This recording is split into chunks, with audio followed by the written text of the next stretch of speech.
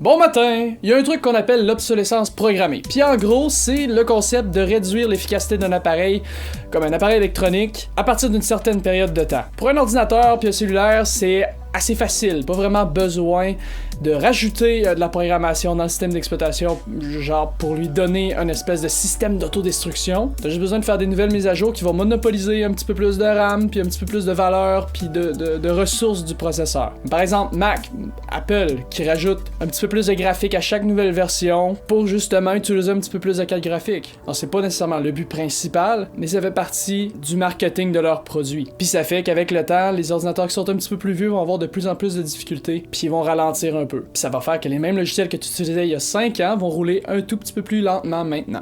Quand on prend le même ordinateur avec le même processeur, puis les mêmes specs, mais qu'on fait les mises à jour. Quoiqu'il n'y a pas toutes les compagnies qui font ça, mais c'est une tendance qu'on peut voir. Puis le même phénomène va se répéter pour les cellulaires. Par contre, sur les ordi pour Windows, c'est un petit peu différent, étant donné que Windows sera pas le principal gagnant s'il fait ralentir son système d'exploitation, principalement parce que c'est pas eux qui font le plus d'argent à vendre des ordinateurs, mais aussi parce que c'est déjà complexe de maintenir un système d'exploitation comme celui-là, qui peut fonctionner sur toutes les machines, presque, puis qui peut accepter puis faire fonctionner pas mal n'importe quel matériel puis n'importe quelle carte graphique. Sinon, évidemment, la façon la plus facile pour une compagnie de programmer de l'obsolescence, c'est juste d'arrêter de faire le maintien, le soutien puis les updates d'un de leur matériel. S'ils arrêtent de sortir des nouvelles versions de drivers, puis qu'ils arrêtent de régler les problèmes de compatibilité puis les bugs, l'appareil va, avec le temps, devenir de moins en moins efficace. Il va y avoir de plus en plus de conflits puis il va ralentir. Il va perdre l'efficacité. Devenir obsolète. Encore là, comme Apple,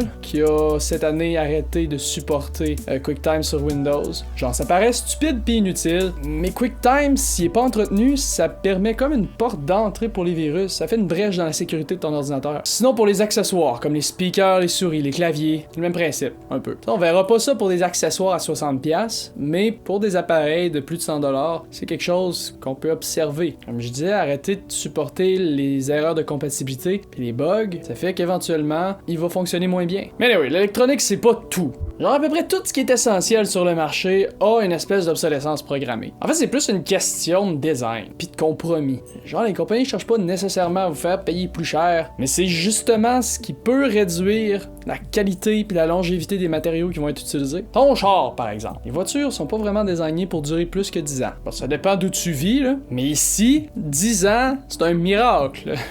Genre, avec nos hivers puis le sel qu'il y a dans les rues, là, c'est vraiment terrible à quel point le sel désagrège tout. Anyway, les voitures qui durent pas plus de 10 ans sont pas nécessairement designées pour avoir une longévité limitée. Ils sont désignés pour atteindre au moins la durabilité qui est normale dans l'industrie, qui est comme la norme, le standard. Puis c'est juste pas facile de faire vivre une voiture plus longtemps sans avoir à changer ou réparer toutes les pièces. Puis ça coûterait pas mal plus cher de choisir des polymères qui seraient solides, qui rouilleraient pas puis qui s'useraient pas. Anyway, il y a des places dans le monde où l'obsolescence programmée est illégale. Mais comme c'est pas illégal partout, puis qu'à peu près tout est fait en Chine, il y a comme personne qui est à l'abri. Donc c'est tout pour aujourd'hui. Merci d'écouter Personne en parle. Si vous avez aimé le vidéo d'aujourd'hui, appuyez sur le bouton j'aime, partagez-le. Passez une bonne journée, puis on se voit une prochaine fois. Bye!